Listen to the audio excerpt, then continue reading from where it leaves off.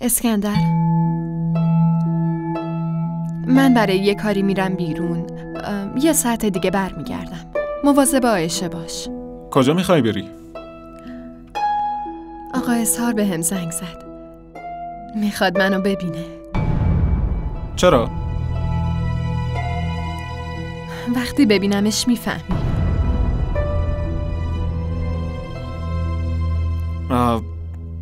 جانان، نمیدونم چرا آقا اسحار به نظرم آدم عجیبی میاد. نمیدونم چرا. منظورت چیه؟ جانان، به دل نگیر. اون روز تلفنی باهاش حرف میزدی، امروز میری ببینیش. خوشم نمیاد. میتونم بدونم چرا؟ من فقط نمیخوام ببینیش. اون جایی تو زندگیمون نداره. اسکندر، داری حسادت میکنی؟ نه جانان، اینطوری نیست. پس چطوریه؟ چرا میخوای معما حل کنم؟ واضح حرف بزن.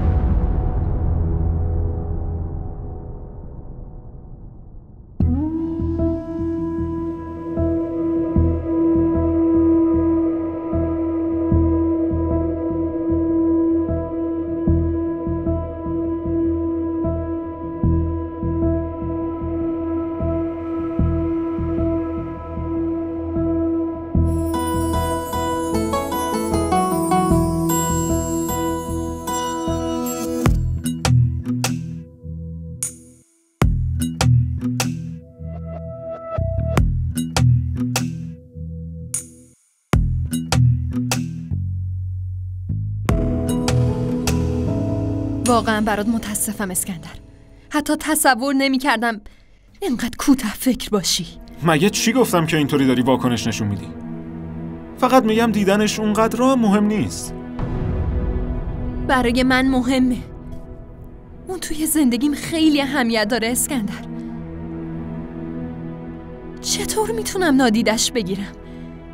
وقتی زندگیم همه جاش تاریک بود، اون مرد مثل یه منجی اومد و مدام کمکم کرد.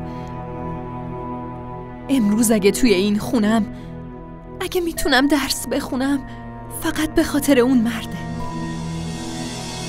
اون تنها آدمیه که دوست دارم باهاش حرف بزنم. هر چی میگم اون میفهمه اسکندر. اون آدم توی شرایط سخت نذاش که من کم بیارم. چه خوشت بیاد چه نیاد، من حتما میرم دیدنش و هیچ وقت ارتباطمو باهاش قطع نمی کنم.